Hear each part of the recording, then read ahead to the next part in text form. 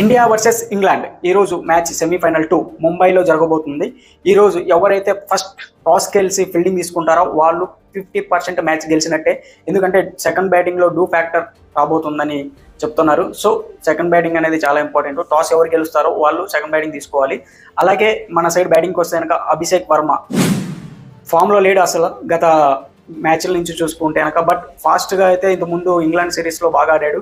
ఒకవేళ జోప్రా తెలుసు కదా, ఫాస్ట్ బౌలింగ్తో బౌన్సర్లతో ఇబ్బంది పడుతుంటాడు.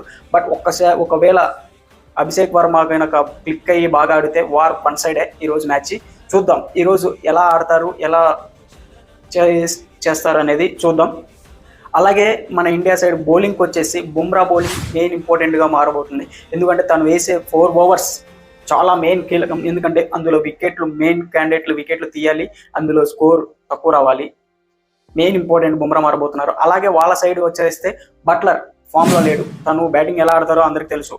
ఈ వరల్డ్ కప్ సిరీస్లో సేమ్ అభిషేక్ లాగే తను కూడా ఫామ్లో లేడు. చూద్దాం ఈరోజు ఆడడా అనేది. అలాగే వాళ్ళ సైడ్ వచ్చేసి స్పిన్నర్ ఆదిల్ రసీల్ బౌలింగ్ స్లో బాల్తో స్పిన్ చేస్తుంటాడు బాగా. కానీ సూర్యకుమార్ ఎలా ఎదుర్కొంటాడు అనేది చూడాలి ఈరోజు.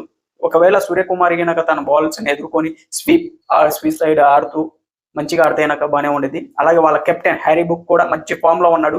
తన ఇంగ్లాండ్ విజయాలని ప్రజెంట్ ఒక 2-3 మ్యాచ్లు బాగా ఆడాడు కూడా. లాస్ట్ మ్యాచ్ ఇంత ముందు పాకిస్తాన్తో కూడా 100 గట్టి మ్యాచ్ గెలిపించాడు. చూద్దాం ఈరోజు ఎవరు గెలుస్తారనుకుంటున్నారు, మీ ప్రిడిక్షన్ కింద కామెంట్ చేయండి. ఓకేనా, నేనైతే సెకండ్ బ్యాటింగ్ ఎవరైతే చేస్తారో వాళ్ళకి మెయిన్ ఛాన్సెస్ ఉంటాయని అనుకుంటున్నాను.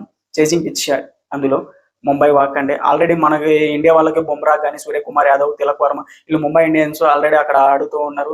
సగం మ్యాచ్లు చాలా మంది అక్కడే ఆడారు. సో ఆ పిచ్ ఎలా ఉండిద్ది ఎలా ఉండదు అని సూర్యకుమార్కి బాగా తెలుసు.